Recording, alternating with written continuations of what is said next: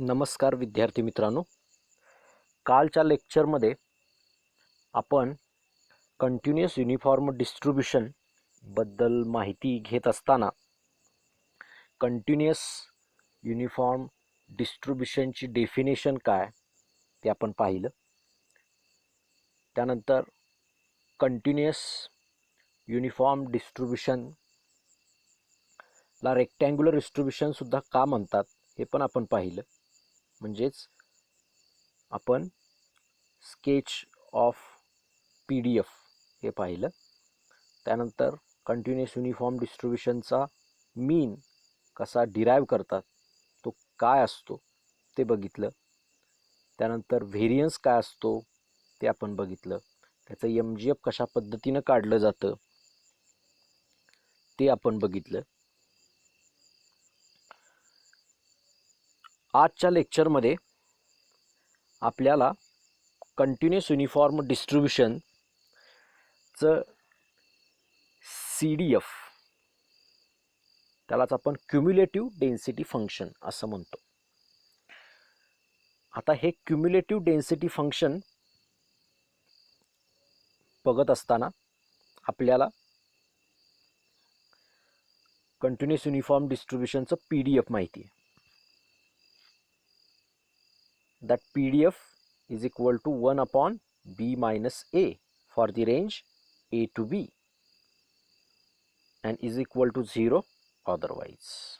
म्हणजे A to B या इंटरवलमध्येच जर एखाद्या रँडम व्हेरिएबल लाय होत असेल तर तो लाय होण्याची जी प्रोबॅबिलिटी आहे ती डेन्सिटी किती आहे तर 1 अपॉन B मायनस ए.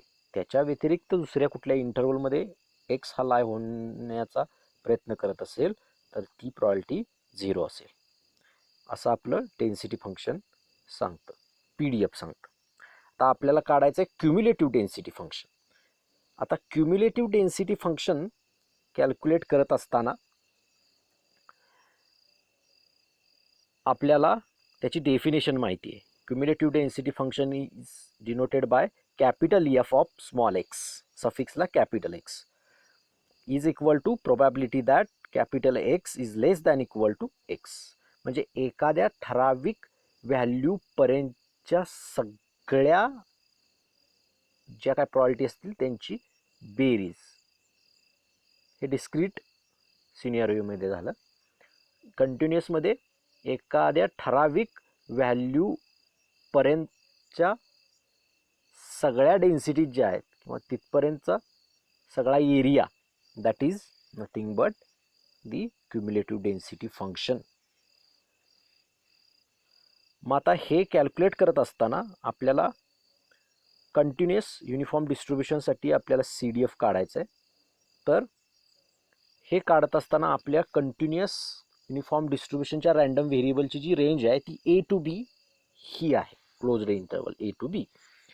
मग आता CDF आपण ज्या वेळेला कॅल्क्युलेट करतो त्यावेळेला CDF हे आपली जी रेंज आहे त्याच्या अगोदरची रेंज म्हणजे -∞ पासून ह्या रेंजच्या लोअर लिमिट पर्यंतच्या इंटरवलसाठी ते CDF काय असेल, आपल्या रँडम व्हेरिएबलच्या इंटरवलसाठी CDF काय असेल आणि रँडम व्हेरिएबलच्या इंटरवल किंवा रेंजच्या नंतरच्या रेंजसाठी इन्फिनिटी पर्यंतच्या रेंजसाठी ते CDF काय असेल, अशा पार्टमध्ये आपल्याला ते CDF लिहावं लागतं. आपण लिहितो ते. मग आपल्या ह्या कंटिन्युअस रँडम व्हेरिएबल जो आहे, कंटिन्युअस युनिफॉर्म डिस्ट्रीब्यूशनचा जो रँडम व्हेरिएबल आहे त्याची रेंज A to B असं आहे. मग आता A पेक्षा X हा लहान असताना त्याचं CDF काय असेल ते आपल्याला पहिल्यांदा कॅल्क्युलेट करावं लागेल. मग ते आपण ह्या डेफिनेशनचा आधार घेऊनच कॅल्क्युलेट करणार. मग आता त्या रेंजसाठी आपण अकॉर्डिंग टू अवर डेफिनेशन जर लिहिलं तर capital F of X is equal to integration from -∞ to x. आता ए पर्यंतची जी रेंज म्हणजे मायनस इन्फिनिटीपासून स्टार्ट होणारी. मग minus infinity to X is nothing but the probability that X is less than equal to X. मग minus infinity to x F T D T. परंतु आता मायनस इन्फिनिटी टू एक्स म्हणजे ए पासून खाली ची जी इंटरवल आहे, लहान जी इंटरवल आहे, त्यासाठी आपला जो पी डी एफ आहे small F T D T आपण जो लिहिलंय त्यातला एफ टी जो आहे तो P D F of continuous uniform random variable, तो पी डी एफ त्या इंटरवलसाठी 0 आहे. त्यामुळे तिथं व्हॅल्यू काय झाली, 0 इनपुट झाली. त्यामुळे ॲटोमॅटिकली आपला सी डी एफ जो आहे त्या इंटरवलसाठी काय आला, 0 आला. आता सेकंड जे आहे ते आपल्या कंटिन्युअस युनिफॉर्म रँडम व्हेरिएबलची जी रेंज आहे ए टू बी, त्या इंटरवलसाठी त्या रेंजसाठी आपला सी डी एफ काय असेल ते आपल्याला कॅल्क्युलेट करायचं आहे. आता त्या रेंजचं लोअर लिमिट स्टार्ट कुठून होतंय, ए पासून होतंय. त्यामुळं आपण इथं by definition F of small X is equal to probability that X is less than equal to small X हे कॅल्क्युलेट करत असताना जी लोअर लिमिट घेणार आहोत आपण, ते lower limit will start from A. म्हणजे जरी आपली इंटरवल 3 पार्टमध्ये विभागत असली तरी पहिल्या इंटरवलसाठी सी डी एफ 0च आहे. त्यामुळे तो इथं घेताना दुसऱ्या इंटरवलचा काढताना विचारात नाही घेतला तरी काय अडचण नाही. त्यामुळे त्याची त्या इंटरवलची त्या रेंजचं लोअर लिमिट ए पासूनच आपण तिथं स्टार्ट करतोय. So integration from a to x of f T D t. F t is a p D F of continuous uniform distribution. मग आपण कसं लिहू शकतो, integration a to x 1/b minus a into d T. आता इथं जे आपलं P D F आहे 1/b मायनस ए हे कॉन्स्टंट आहे, त्यामुळे ते इंटिग्रेशनच्या बाहेर येईल. त्यामुळे आपण काय लिहू शकतो,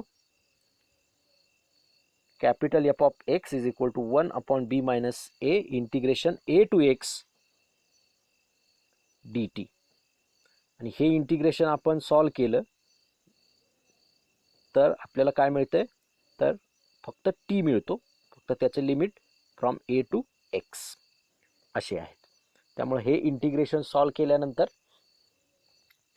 आपल्याला जी व्हॅल्यू मिळणार आहे डिस्ट्रीब्युशन क्युम्युलेटिव्ह डेन्सिटी फंक्शनची, काय मिळणार आहे क्युम्युलेटिव्ह डेन्सिटी फंक्शन, तर F of x is equal to X minus A upon B minus A. हे जे क्युम्युलेटिव्ह डेन्सिटी फंक्शन आहे ते क्युम्युलेटिव्ह डेन्सिटी फंक्शन आपल्या कुठल्या रेंजसाठी आहे, तर ए टू बी ह्या रेंजसाठी ते आहे. आता जो आपला तिसरी इंटरवल आहे किंवा तिसरी रेंज जी आहे टोटल रेंजपैकी, ती म्हणजे अबाव बी. सो त्या रेंजसाठी क्युम्युलेटिव्ह ज्या सगळ्या व्हॅल्यू आहेत त्यांची आपण ॲडिशन करत जाणार. मग त्यासाठी आपण जे लिहिणार आहोत रेंज, ती रेंज आपण कशी लिहिली, that range will start from again a. Actually it starts from minus infinity, but from minus infinity to a the value of PDF is 0. So the integration of that will be 0 and it will be vanishes. It will no it will not have any effect on the total integration. So तो part आपण तिथून वगळला, कारण त्याचं value, त्याची value जी आहे ती 0च येणार आहे. त्यामुळे ती इंटरवल आपण विचारात घेतली नाही. कुठून, मायनस इन्फिनिटी टू ए पर्यंतची. ओके, डायरेक्ट आपली इथं जी रेंज आपण विचारात घेतोय ते A to x F T D T. आता ए टू एक्स, आता हा एक्स कुठं आहे, बीच्या पुढं आहे, अबाव दी बी. सो ही ए टू एक्स जी रेंज आहे ती परत स्प्लिट कशी होईल, integration over a to b f T D t plus b to x f integration b to x F T D t, ह्या दोन पार्टमध्ये ती डिवाइड होईल. आता ए टू बी ह्या इंटरवलसाठी किंवा ए टू बी या रेंजसाठी जे आपलं पी डी एफ आहे एफ टी, ज्याला आपण म्हणतोय ते PDF आपण तिथे लिहू शकतो 1/b minus A D t plus तिथून पुढची जी रेंज आहे इंटरवल आहे बी टू एक्स त्यासाठी परत आपलं PDF जे आहे ते 0 आहे. डेफिनेशनमध्ये आपण बघितले कारण ए टू बी ह्या रेंज व्यतिरिक्त एक्स जर कुठं फॉल झाला तर त्याची प्रॉबिलिटी 0 असणार आहे. त्यामुळंच एक्स इथं बीच्या पुढं आहे त्यामुळे त्या इंटरवलसाठी किंवा त्या रेंजसाठी आपलं F T that is PDF 0 आहे त्यामुळे ते 0 DT असं आपण ते लिहिलं. त्यामुळे तो पार्ट पण काय होणार आहे आपला तिथून व्हॅनिश होणार आहे. मग आपण एकच पार्ट आपला इथं शिल्लक राहणार आहे तो म्हणजे इंटिग्रेशन ए टू बीचा. सो इथं 1/b मायनस ए काय कॉन्स्टंट आहे ते परत इंटिग्रेशनच्या बाहेर येईल integration over a to b d t. So त्याचं इंटिग्रेशन आपल्याला टी मिळेल with limits a to b. मग हे जर मी सॉल्व केलं तर मला काय मिळणार आहे तर B minus A upon B minus A that is equal to 1.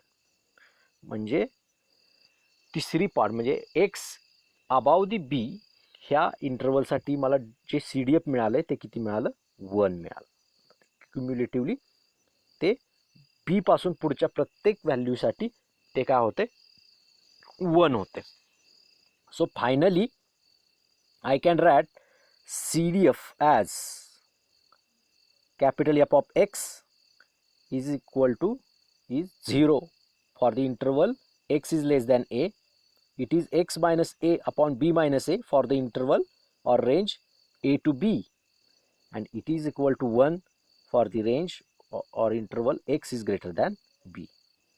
अशा पद्धतीनं मी काय लिहू शकतो याचं CDF लिहू शकतो. This is the CDF cumulative density function of continuous uniform distribution.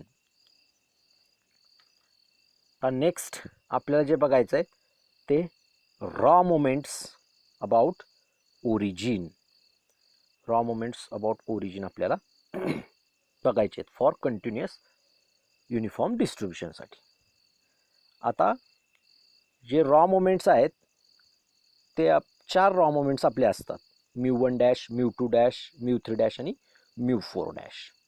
त्यामध्ये पहिला जो रॉ मोमेंट आहे तो आपण कसा डिनोट करतो μ1 dash and that is nothing but expected value of x and that is equal to mean असतो हे आपल्याला माहिती आहे.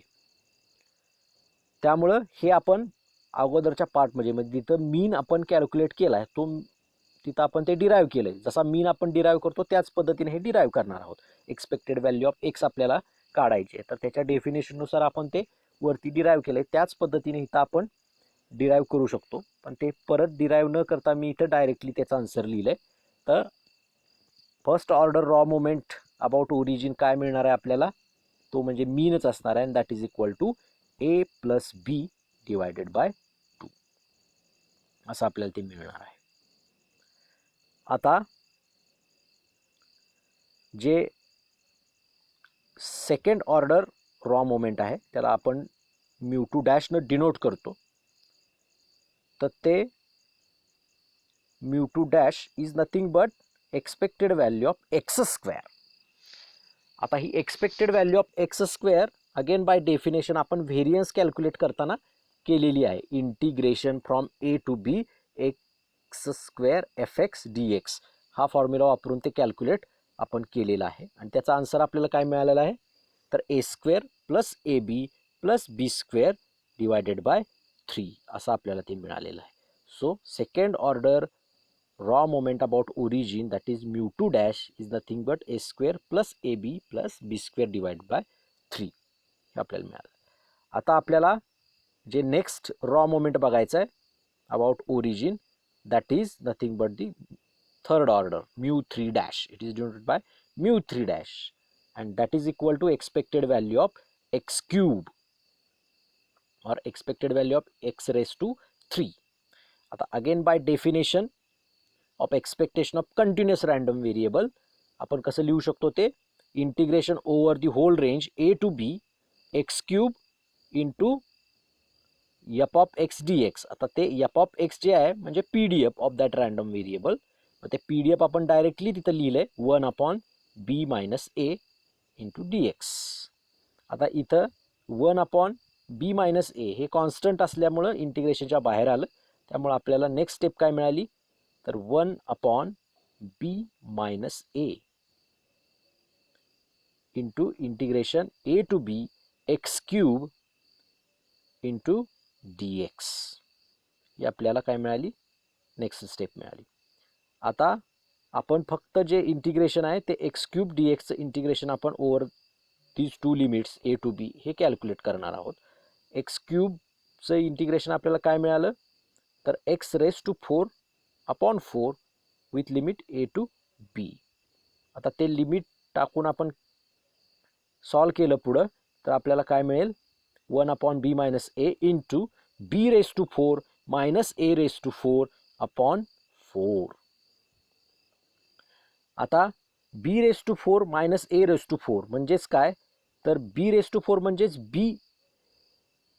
बी स्क्वेअर स्क्वेअर और nothing but square of b square. B raise to 4 म्हणजे काय, स्क्वेअर ऑफ बी स्क्वेअर. म्हणजे हे फायनली काय होईल, म्हणजे घातांकाचा जो नियम आहे आपला b raise to m raise to n म्हणजे b raise to m into n, तसं बी रेस टू 4 म्हणजेच स्क्वेअर ऑफ बी स्क्वेअर, तसंच ए रेस टू 4 म्हणजे स्क्वेअर ऑफ ए स्क्वेअर. त्यामुळं हे आपण इथं असं notation वापरलंय, B square square minus a square square upon 4 B A upon 4 B minus ए. मग आता इथं बी स्क्वेअर ही एक क्वांटिटी आणि ए स्क्वेअर ही एक क्वांटिटी आणि त्याचा स्क्वेअर आहे. त्यामुळे आपण काय करू शकतो, त्याचं एक्सपान्शन कसं लिहिणार, तर खाली लिहिलंय त्या पद्धतीने लिहिणार. काय लिहिलंय आपण त्याचं एक्सपान्शन, तर बी square minus a square into B square plus a square, या पद्धतीने आपण त्याचं एक्सपान्शन लिहिलेलं आहे. मग नेक्स्ट लाईनला परत b square minus a square जे आहे त्याचं आपण expansion b minus a into b plus a असं लिहिलेलं आहे. बाकीचा b square plus a square जी आहे ती क्वांटिटी तशीच divided by 4 into b minus a तसंच. आता न्यूमरेटरचं बी मायनस ए आणि डिनॉमिनेटरचं बी मायनस ए हे काय होईल, कॅन्सल होईल आणि आपल्याला काय राहील, फक्त बी plus A into B square plus a square upon 4 अशी क्वांटिटी राहील. आता ते सिम्प्लिफाय आपण केलं, ब्रॅकेट सॉल्व केले, तर आपल्याला फायनल जे एक्सप्रेशन मिळणार आहे ते म्यू3 डॅशचं काय मिळणार आहे, b cube plus a square b plus a b square plus a cube. तेच आपण असं सुद्धा लिहू शकतो, ए क्यूब पहिल्यांदा घेऊ शकता तुम्ही, a cube plus a square b plus a b square plus b cube divided by 4. हे आपल्याला म्यू3 dash third order raw moment about origin आपल्याला काय ते मिळालं. आता नेक्स्ट जे आपल्याला बघायचं आहे ते next fourth order raw moment about origin हे बघायचं आहे. ते आपण कसं डिनोट करतो, तर म्यू4 डॅश असं ते डिनोट करतो. आणि अकॉर्डिंग टू डेफिनेशन काय कसं कॅल्क्युलेट करतो आपण ते, तर म्यू4 dash is nothing but the expected value of x raise to 4. त्यामुळं बाय डेफिनेशन आपण expected value of x raise to 4 असं ते म्यू4 डॅश लिहू शकतो. मग from the formula of expectation we can write integration a to b x raise to 4 into f of x d x. आता f of x म्हणजे P D F of x काय आपलं, तर 1 अपॉन बी minus ए ते आपण तिथं directly तिथं put केलेलं आहे. आता ते 1 अपॉन बी मायनस ए जे आहे ते 1 अपॉन बी मायनस ए काय कॉन्स्टंट आहे, त्यामध्ये एक्सची कुठलीच टर्म नाही, त्यामुळे ते इंटिग्रेशनच्या बाहेर आपण लिहिलेलं आहे. So it will get 1 upon B minus a integration a to b x raise to 4 into d x असं आपल्याला ते मिळालं. परत ते इंटिग्रेशन सॉल्व केलं आपण लिमिटिंग इंटिग्रेशन्स, तर आपल्याला काय मिळते बघा, 1 upon B minus a into x raise to 5 upon 5 with limit a to b. Again ते लिमिट्स पुट करून नेक्स्ट स्टेप आपल्याला काय मिळते, 1/b minus a into b⁵ minus a⁵5/5 हे आपल्याला मिळालं. आता आपल्याला ते पुढं सिम्प्लिफाय करावं लागेल, सॉल्व करावं लागेल. नेक्स्ट स्टेपला मी जे लिहितोय, काय लिहितोय तर 1/b मायनस ए हे तसंच लिहिलं आणि b⁵ मायनस a⁵5 आहे त्याचं मी सिम्प्लिफिकेशन लिहिलं 2 ब्रॅकेटमध्ये. काय लिहिलं तर एका ब्रॅकेटमध्ये b मायनस ए इंटू दुसऱ्या ब्रॅकेटमध्ये b⁴ plus b³ plus b²a² plus ba³ plus a⁴ divided by 5. आता यामधलं काय होईल, b मायनस ए जो आहे तो न्यूमरेटरचा b मायनस ए आणि डिनॉमिनेटरचा b मायनस ए कॅन्सल होईल आणि फक्त जी न्यूमरेटरला टर्म आहे स्क्वेअर ब्रॅकेटमध्ये लिहिलेली ती तशीच न्यूमरेटरला येईल डिवाइड बाय 5. म्हणजेच आपल्याला फायनल जे एक्सप्रेशन मिळणार आहे ते फायनल एक्सप्रेशन काय मिळेल, μ4 is equal to b⁴ plus a³ plus b²a² plus ab³ plus a⁴/5 असं आपल्याला ते एक्सप्रेशन मिळणार आहे. आता ह्याच्या ऐवजी तुम्ही असं सुद्धा लिहू शकता, एच्या टर्म्स पहिल्यांदा घेऊन सुद्धा लिहू शकता. कसं लिहिणार ते तर a⁴ plus a³ plus a²b² plus ab³ plus b⁴ divide by 5 असं सुद्धा ते तुम्ही लिहू शकता. तर हे झालं 4th order raw moment about origin. अशा पद्धतीने तुम्ही हे रॉ मोमेंट्स कॅल्क्युलेट करू शकता. हे रॉ मोमेंट्स जे आहेत ते आपल्याला काय होतात, पुढं सेंट्रल मोमेंट्स काढताना उपयोगी पडतात. आपण काय करतो, रॉ मोमेंट्स अबाउट ओरिजिन आणि सेंट्रल मोमेंट्स ह्यामधली जी रिलेशन्स आहेत ती रिलेशन्स वापरून आपण काय करतो, सेंट्रल मोमेंट्स काढत असतो.